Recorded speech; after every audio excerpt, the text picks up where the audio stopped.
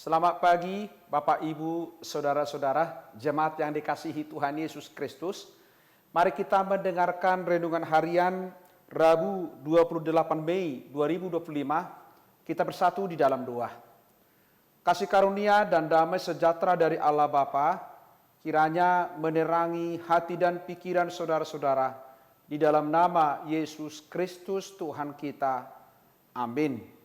Saudara-saudara, jemaat yang dikasihi Tuhan Yesus Kristus, renungan harian untuk kita tertulis dalam Injil Matius 9 ayat 13. Jadi pergilah dan pelajarilah arti firman ini. Yang kukehendaki ialah kebelas kasihan dan bukan persembahan, karena aku datang bukan untuk memanggil orang benar, melainkan orang berdosa. Saudara-saudara, ada sebuah keluarga yang dikenal tidak baik oleh masyarakat sekitar. Mungkin karena pekerjaan dan perilakunya. Anak-anaknya juga dikenal suka berbuat masalah.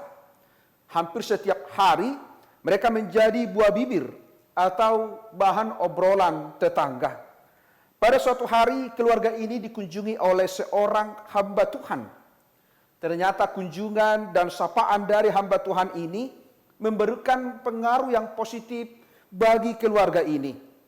Roh Kudus bekerja, berkarya dalam diri mereka, sehingga dalam perjalanan waktu, keluarga ini menjadi orang Kristen yang setia dan rajin beribadah kepada Tuhan. Saudara-saudara, Tuhan bisa mengubah yang bengkok menjadi lurus. Tuhan bisa mengubah seorang penjahat menjadi orang yang baik. Tuhan bisa melunakkan orang yang keras hati menjadi lembut hati.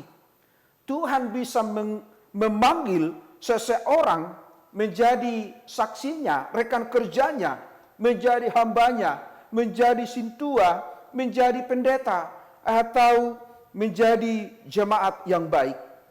Melalui firman Tuhan hari ini, mengingatkan kita akan panggilan Petrus sebagai murid Tuhan Yesus. Dia adalah seorang pendosa yang dipanggil Tuhan. Dia seorang Yahudi yang bekerja sebagai pemungut cukai di Kapernaum, Galilea. Pada zaman itu, seorang pemungut cukai dibenci, dicap negatif, dianggap hina oleh masyarakat. Bahkan pemungut cukai sering dikelompokkan sebagai orang yang berdosa.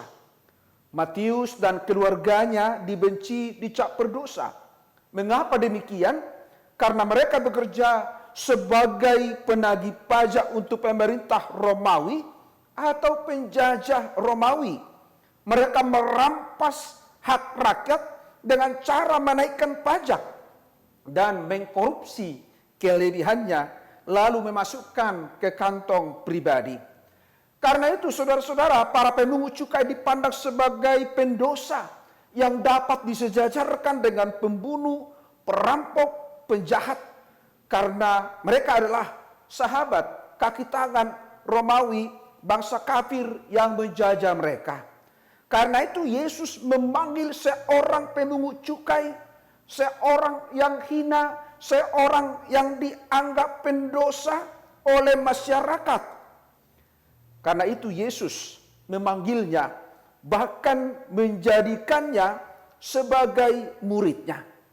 Karena itu Allah menghendaki siapapun yang terlibat dalam karya keselamatannya. Allah tidak pernah lelah terlibat dalam kehidupan kita.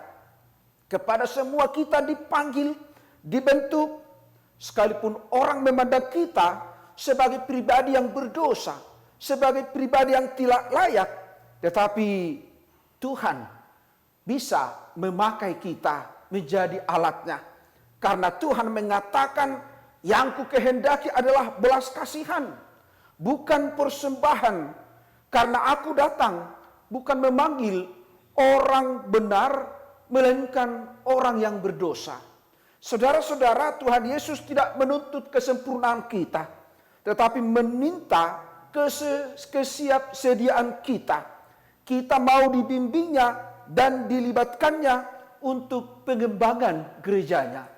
Tuhan tidak memanggil orang yang mampu, tetapi Dia selalu memampukan orang yang mau dipanggil, orang yang mau dibentuk, orang yang mau dipakainya, termasuk Matius menjadi hambanya, muridnya.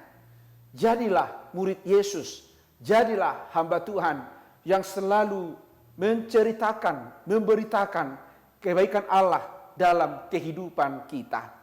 Amin. Kita bersatu dalam doa.